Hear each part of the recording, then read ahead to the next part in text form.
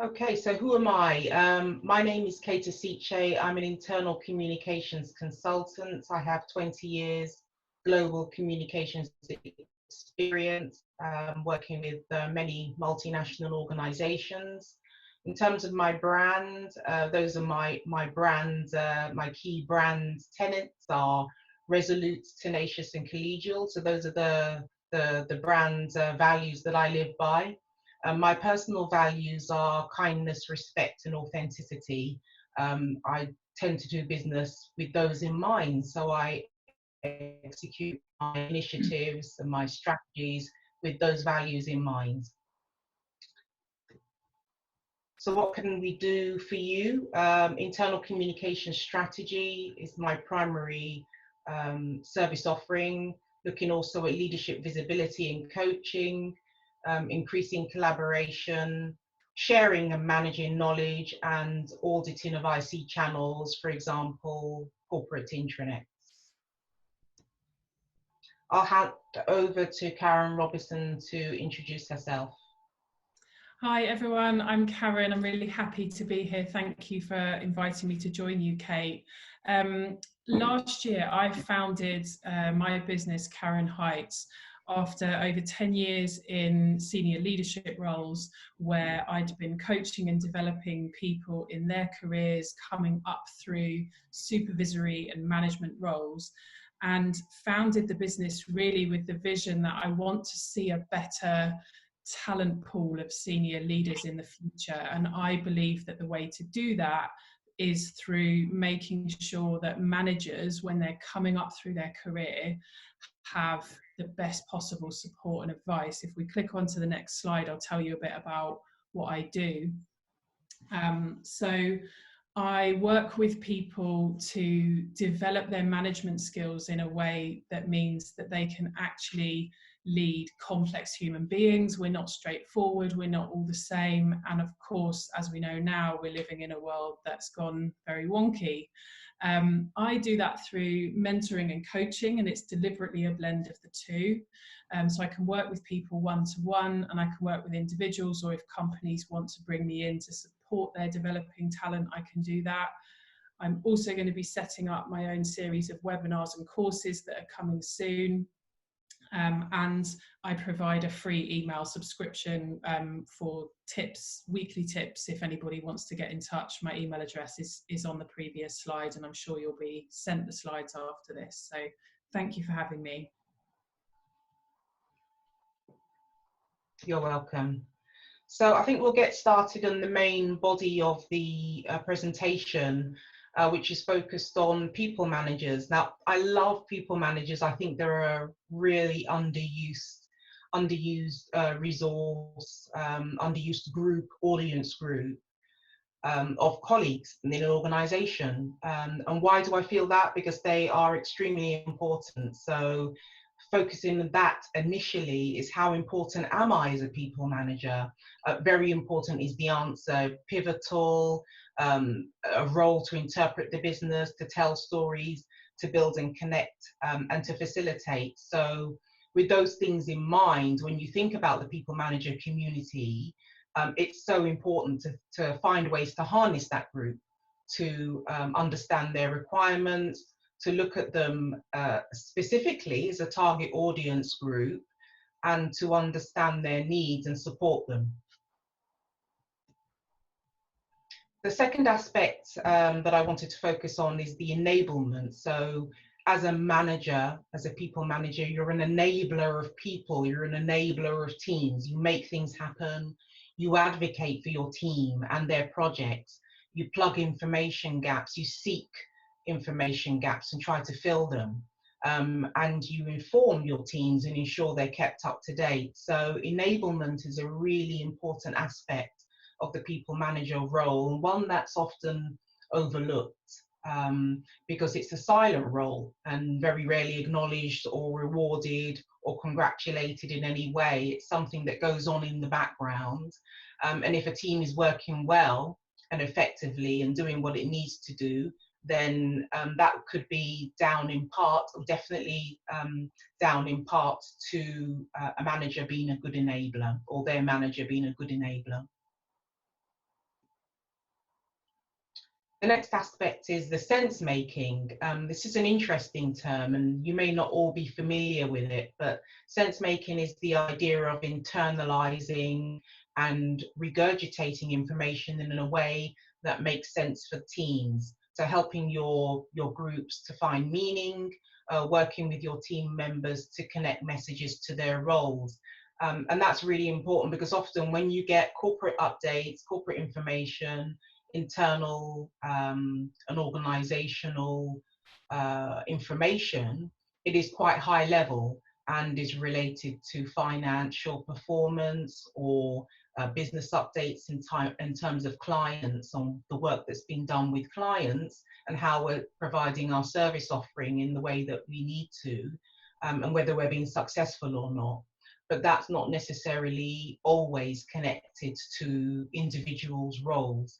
So having that opportunity as a line manager, as a people manager, to make sense of those corporate updates, that corporate information is very, very important. So very similar to sense making is interpretation of the business.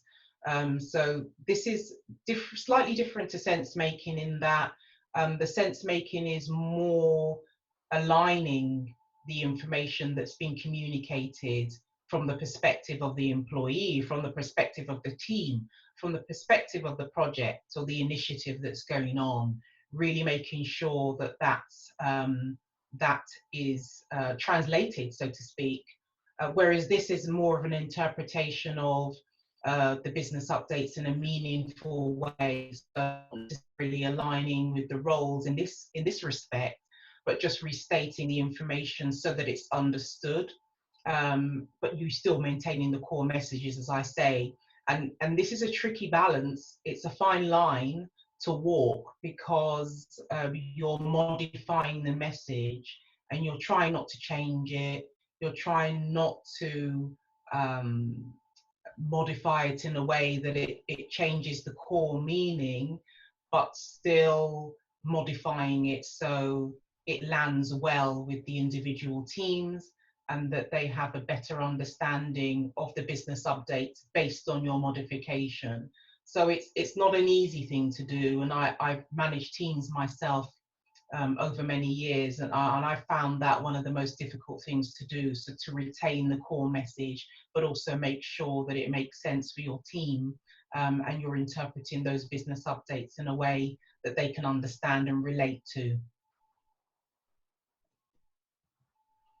So this is a really good one, the next one about storytelling. And storytelling is a concept that's been lauded for the last sort of 10 years perhaps, whereas before it wasn't necessarily in the whole mix of business and organizations. It's now very much playing a pivotal role in how communication plays out. So being a storyteller is really important, telling business stories, retelling already communicated updates in a way that is engaging and interesting and inspiring, and finding hooks to enthuse teams. So being a storyteller is again another key role of the line manager, people manager remit and responsibility. And being charismatic enough to carry that off is also quite tricky. So if you're not necessarily comfortable telling a story, I think that that's something that perhaps can be quite challenging. But once you're in the mix and you feel comfortable and you're continuously telling stories, then it should be embedded and a core part of your remit with your teams. So being a storyteller is another important aspect of the people manager role. Being a connector. So I've often found this to be quite tricky myself when I have been managing teams. That's bridging knowledge gaps, helping team members to carry out their job, build relationships and connect the dots. So being a connector is an interesting one because you have to feel comfortable building those connections yourself. So you're the starting point as a manager, and having that opportunity to build relationships and then support your team in building relationships is quite plays quite a pivotal role in the success or of your team, whether it's successful or not. Because I've often found that if a manager has good relationships with the wider organization outside their particular area of expertise, then it makes the team's life so much easier. It really does make the road smooth or smoother, and enable things to happen. You know, if you know the right people and you know how to get things done, then your team will also know the right people and know how to get things done. And I would say that again, it's quite hidden, but so very important. If you've got a manager who's well connected in the organization, I think you probably all agree that it makes your life a lot easier. If your manager is not a great relationship builder or has problematic relationships with other parts of the organization, then it's very unlikely that you'll be able to make good headway. So being able to build those relationships, strong relationships, you know, robust ones that are resilient and can carry you through stormy weathers, that's again, you know, another aspect of the role which is really key.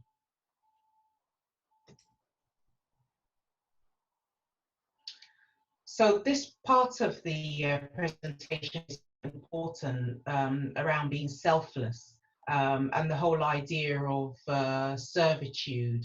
I'd like to bring Karen in now to talk a bit more about this, because Karen has a different perspective on this aspect of the people manager roles, and an interesting one as well. So Karen, do you want to speak to this a bit? Yeah, happy to, Kate. I think that the aspiration here about servitude being at the heart of good leadership is what we're aiming for and what we should want and expect from people in management roles. And at the same time, there's probably lots of people watching this now who will recognise managers that they know who don't place this at the heart of their leadership style. And as comms specialists and as people watching this who might be thinking, how can I work with this group to land a communication effectively?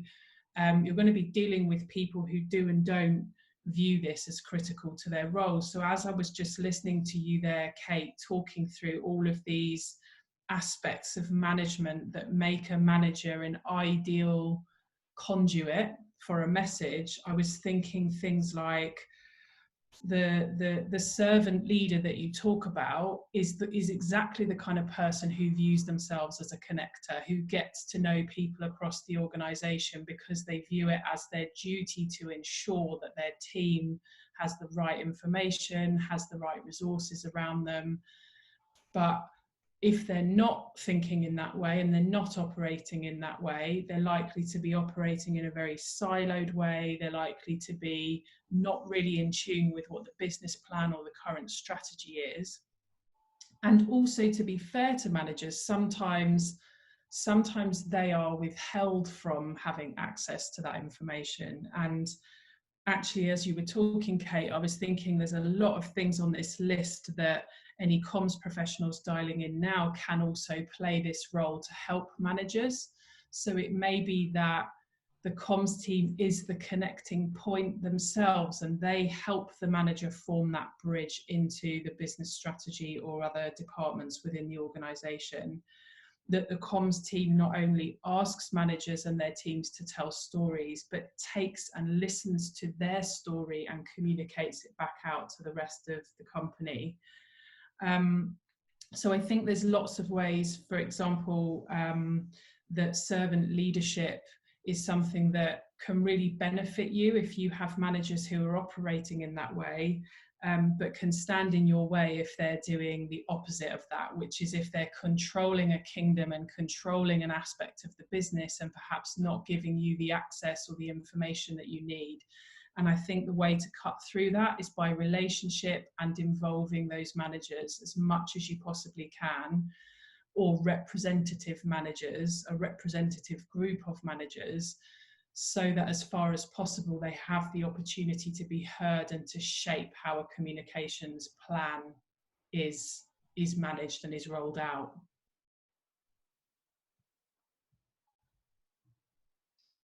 Great, Karen.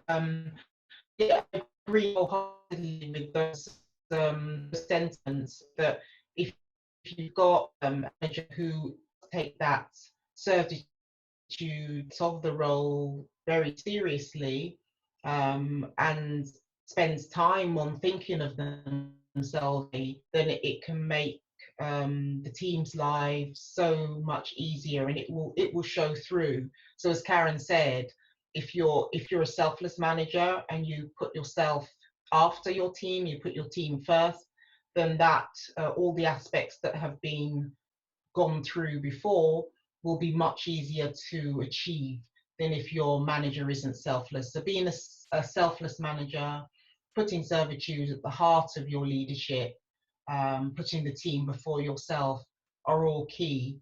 And Karen, sorry, I apologize. I didn't recall to bring you into the sense making aspects. I don't know if you wanted to go back and talk a bit more about that. Thank you. Yes, what I was thinking was, you know, and I'm making an assumption that lots of people have joined joined this today because they are the communications lead for their organisation. They want to hear, Kate, from your expertise on comms and particularly how they can deliver that through managers. And one of the things I was thinking as you were talking about sense makers is that frontline managers can give you sense to inform your communications plan. So I think it would be a mistake for anyone to think of this as a one-directional thing where, you know, perhaps the senior exec team has a plan or a change or an announcement or something, you know, very serious like what's happening at the moment. They make the decisions and the comms team, you know, works with them to put together a plan to, you know, roll that out through managers. Would be things operating in one direction. But if you think of it that managers can give sense and make sense of what's happening on the ground, they are the most knowledgeable people about your workforce, who they are, how they receive information. They're probably the most knowledgeable people about your customer base as well. So I think that they have a perspective that is very different to the perspective of the people who are in control of whatever business decision is being made. And I'd really encourage them to be considered as a sort of, to give sense and meaning to things in the development of a communications plan. Ideally, where they've been involved is in the development of whatever business decision is happening in the first place, and that may not be something that people working in comms have very much influence over, depending on who you're dealing with. But I would urge you to use your positions to influence your senior leadership teams to include and involve frontline managers in big business decisions, because they have a very unique sort of one-time only perspective of the business that you can't have as a CEO or a director or a head of department. You simply can't see all of the things that a frontline manager can see. So their ability to inform and give meaning to things, I think, is crucial, and of course makes sense, you know, as you were referring to sense making there. Yeah, thank you, Karen. Really appreciate that alternative explanation of the sense-making aspect. And as Karen said, I would urge you as comms leads, if you are comms leads, or HR consultants or representatives working in that part of the business, that you facilitate the use of people managers in this way, and you encourage the use of people managers in this way, and you try and harness that audience group in some way. It can be very difficult. I know myself, because I've worked in many global organizations where the people manager community can be quite large, and you are looking at very junior managers right up to C-suite level. They're all considered managers, they're all managing teams, they're all managing individuals, from a team of one to perhaps a team of up to hundreds. So it is challenging to harness that group as one entity, and targeting can be difficult with the way that organizations are set up. But as much as possible, I would agree with Karen in stating that if you can try to work with that group, support them, give them the help they need in order to provide that interpretation and that sense-making role. So back to the last slide, which is last but not least, I am human. So of course, people managers are human. They need support, they need help. They will make mistakes, they will progress at their own pace. And they will require as much sort of guidance as possible. They are human at the end of the day, just like colleagues. All colleagues are human, all employees are human, and yes, they do have a massive weight of responsibility on them, on their shoulders, as I've just outlined, as Karen and I have just gone through. That's even more reason to consider them as humans. They need much more help than I think organizations often realize. They talk about people managers in this very simplistic way, as though they know everything they need to know and the organization can ask them anything they need to ask them. So all of the above that we've just gone through requires a lot of support and a lot of guidance, even up to C-suite level. Everyone needs to be coached, everyone needs support as much as possible. So I would again counsel any comms or HR members of the audience to think about people managers from this perspective, that they are human, and they do need support and they do need help. They will ask questions. They may not ask questions, or they may ask questions, but definitely they will require help, even if they vocalize that or not. So yeah, I would definitely say that this is the last point in the presentation, but almost the most important. Probably should have come first, actually. Karen, do you want to give your perspective on this? I couldn't agree more. I work with hundreds of people coming up through their careers and their management careers, and the most common issue the most common worry that they have is their confidence. The most common problem that they have is the lack of support they have to develop their skills as a manager. So you know, this, we know that, I know you're talking about managers at different levels, but if we work on the basis that most people who've made it to a C-suite role have been through, at some point in their career, they've been at that more junior management level, it's very likely that most of them haven't had the opportunity to master the basics with quality support and help and advice. Many people, unfortunately, are promoted into management roles due to their technical ability to do whatever it is that they do, and an assumption that that will transfer into good leadership of other people doing the same. And that's sadly not true. And that, of course, leaves the whole business exposed.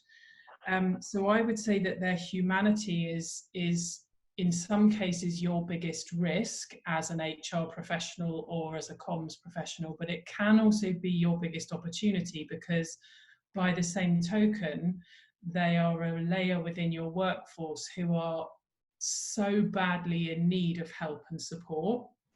And you can be their ally and their colleague in making that happen. So I think you can do that at two levels. You can do that at their level by literally being their ally and forming relationships, or creating, depending on the size of your organization, creating as many ways as possible for managers to have access to you and your teams, and advice and support that helps them work their way through how to, for example, engage with a communications process or an employee engagement process. And at a more sort of organization-wide level, like I said before, you are in an influential role. If you are from an HR team or you're from a comms team, you're part of the organization that sees into every aspect of how the business is running. And if what you can see is that you have a management workforce who are incapable, or they are unmotivated, or there's basically a business risk because they lack the support or the skills that they need, you're in a very influential position to be able to flag that as a risk to senior leadership and to your own colleagues, such that that might generate change for those managers. And either, you know, in some cases people are over promoted and they don't take that responsibility on properly or with much regard for what it means. In other cases, they are doing their absolute best, but they are not being supported and they're struggling. So yeah, I would urge you to escalate that as a risk and to have something done about it, at the same time as providing friendship and support and advice wherever you can to that layer of your team. Yeah, thank you, Karen. And in summary, I think that's probably one of the most important aspects that we've touched on during this presentation, that you have individual contributors, as Karen outlined, that have been promoted straight from being responsible for their own projects to being responsible for teams and team projects. And that's a huge leap to make without any guidance or training. And often that's the case. Managers are promoted into management roles without having any training, perhaps a little bit of support and guidance, but certainly no formal training. And I can say that in my management roles, I've very rarely received any specific training, but picked it up along the way, joining webinars like this, reading a lot and talking to other professionals in order to understand how to carry out my role. So it is a challenge, you know, when you think about it, giving someone a role without the training or without the support of as much as they might need, then that can be a process of learning on the go. So mistakes will be made. It's okay if you're working on a project and you're making a mistake with your work, but making a mistake with your teams and with your team members has perhaps bigger ramifications. So it's something that should definitely be considered. Actually, Kate, there's something I'd like to add to that I think adds to your point there, because while I'm all for, you know, giving my whole business is built around giving managers the support that they need. And actually, what did you say at the start, Kate? You love managers. I'm going to get myself a T-shirt that says "I love managers" on it. But at the same time, we have to hold people to account when they are in a position of responsibility, and it's a duty as a person in a position of leadership to place your team and whatever it is that they're trying to do first. So going back to that servitude point that you made, Kate, I do think that we also need to ensure that we hold people to account on their responsibilities of senior leadership. It's, let's say, for example, there are HR people dialing in now, working out right now how they land a communication about upcoming furlough or redundancies or changes in pay as a result of what's happening. It's absolutely right that managers, it should be a bottom line expectation that managers have to approach the communication of that with humanity, with clarity, so that every single member of staff knows, do they have a job? When will they be paid?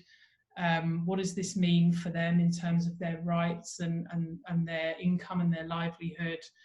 It's totally unacceptable for a manager to opt out of being anything other than diligent in that process. So yeah, I would say it's a balancing act. And as much as we need to, you know, stand shoulder to shoulder with our colleagues in management, we also need to hold them to account on the fact that when you take on a leadership role, you also take on the responsibility, the accountability for people's livelihoods. And that's not something to, you know, that's not something you can just put your feet up and opt out of.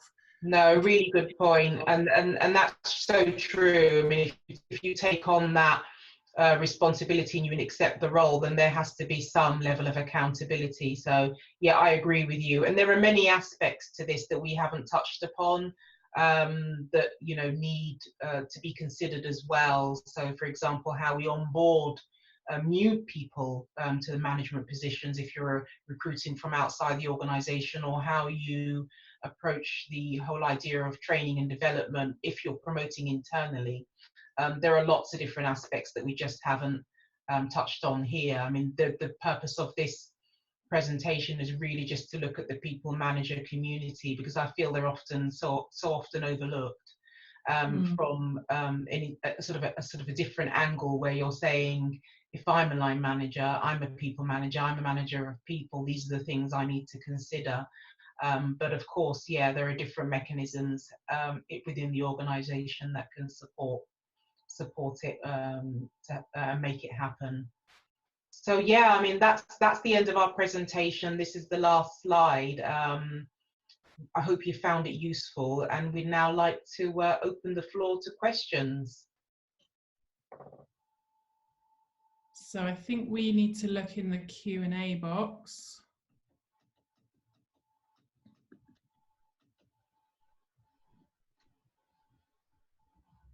Okay, I can see something come through. Thank you so much, Kelly. Questa has asked the question.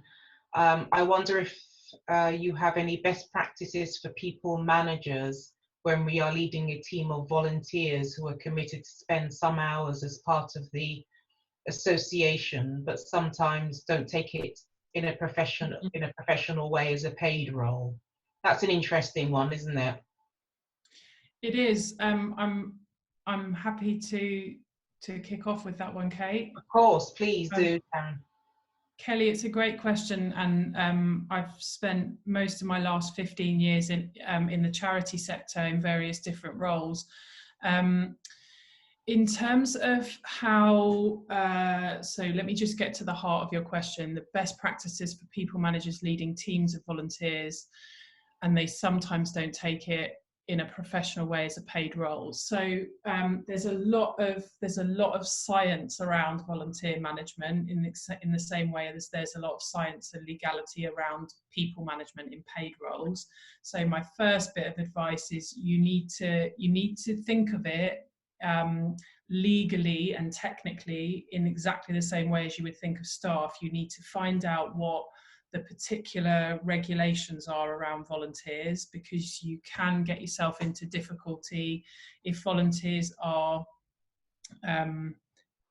treated like staff or perceive that they've been treated like staff. You could leave yourself open to employment tribunals. So you do need to get advice.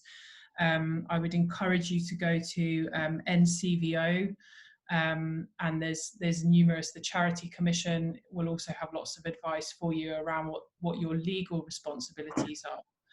In terms of how you take what the heart of this webinar is, and you work with volunteers who are probably leading teams and doing work, and they're a critical part of your organization, therefore they're a critical part of engagement and communication.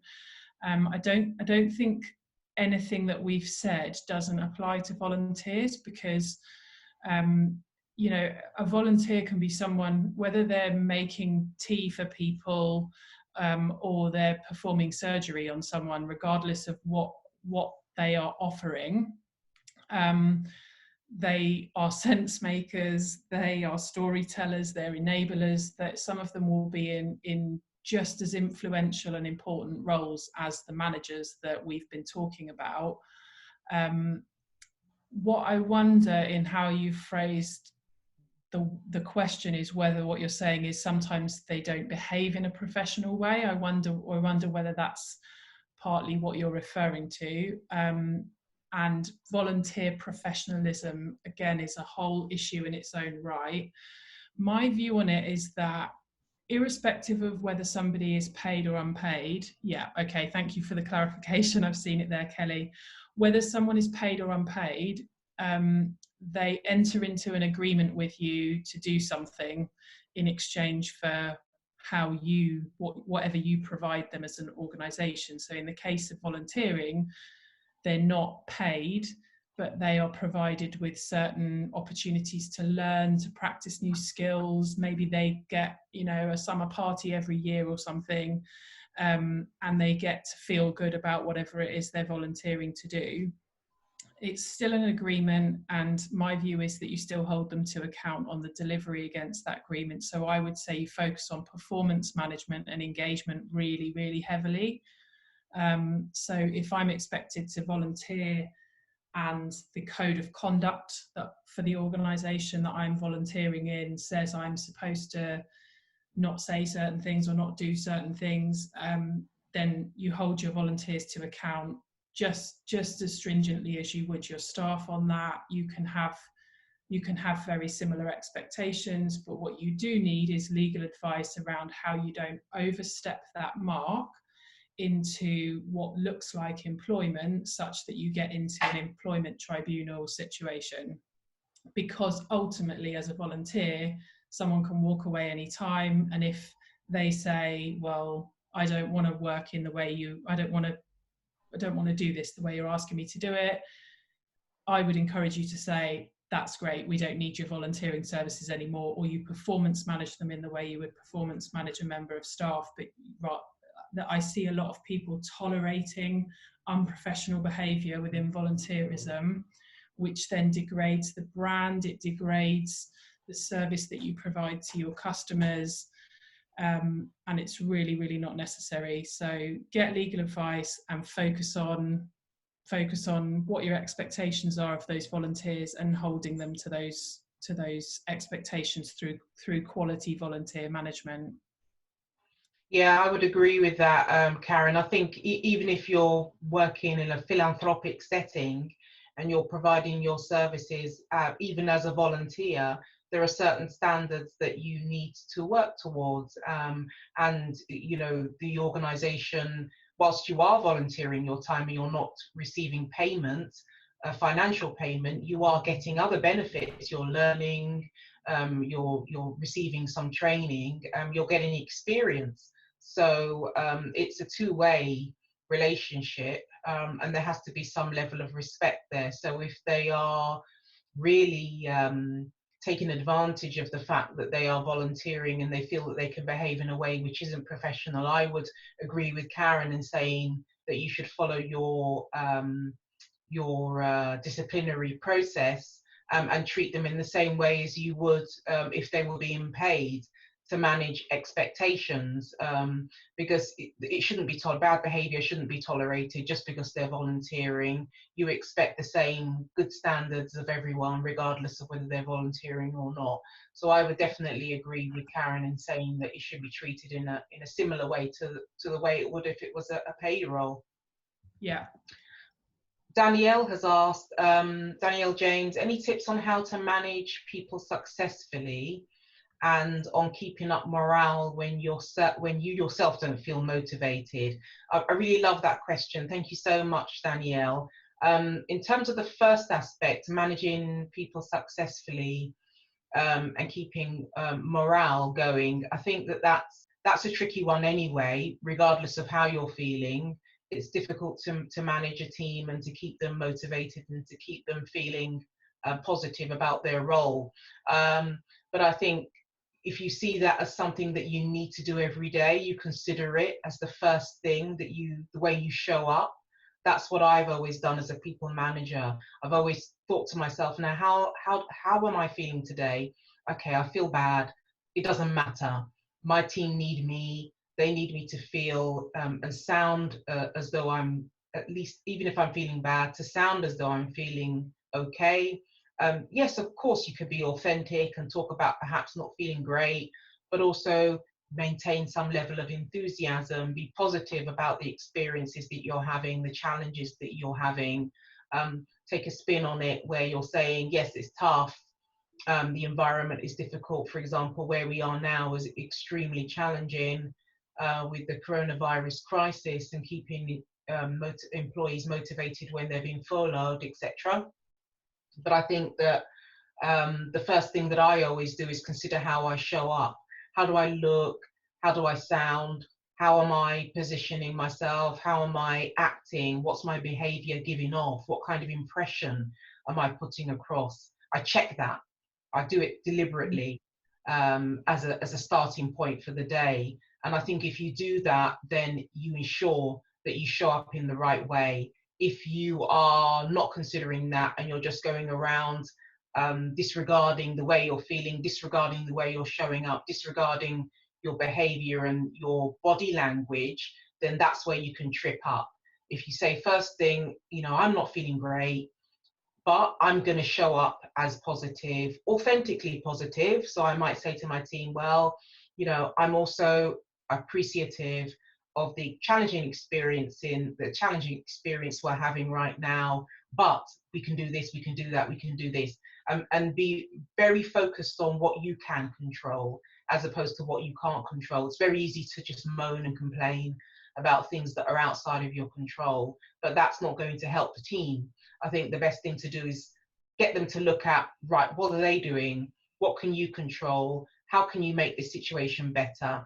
And get them to focus all their time and energy on that, and to put aside those things that they can't control.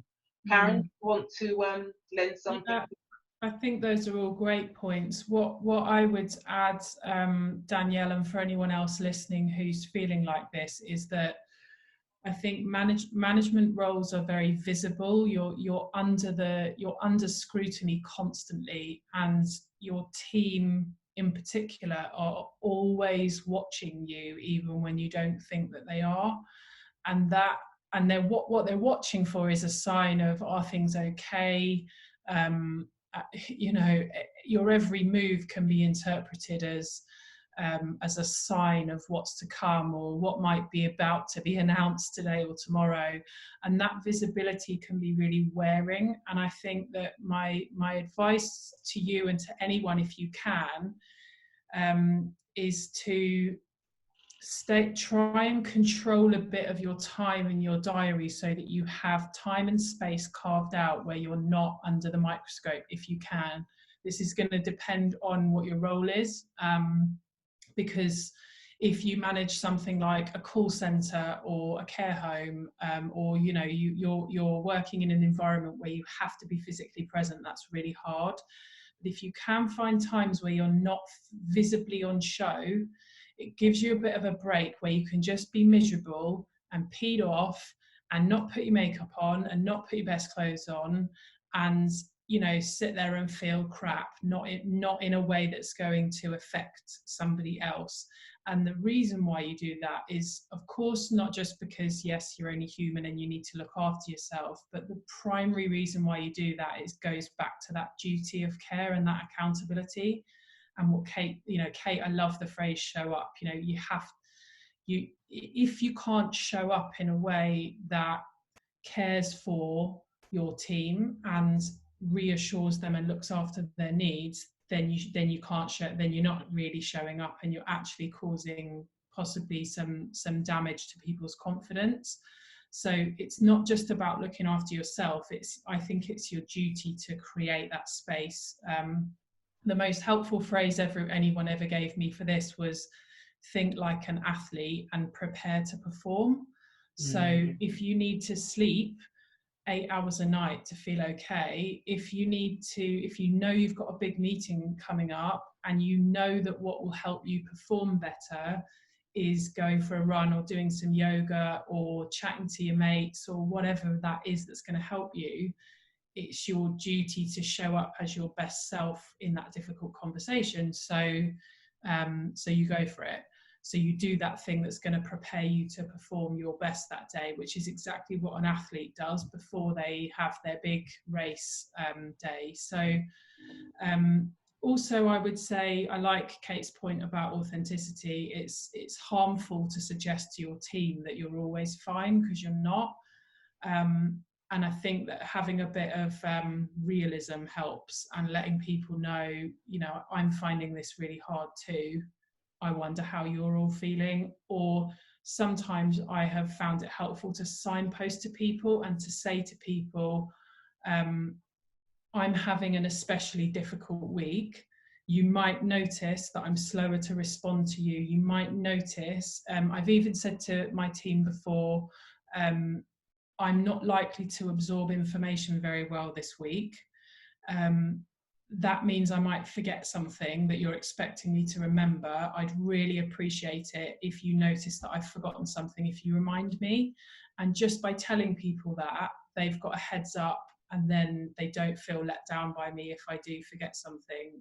So there's just some practical things that I hope helps. And I'm sorry if your morale is low and you're not feeling motivated, and sending you a big hug, virtual one, of course.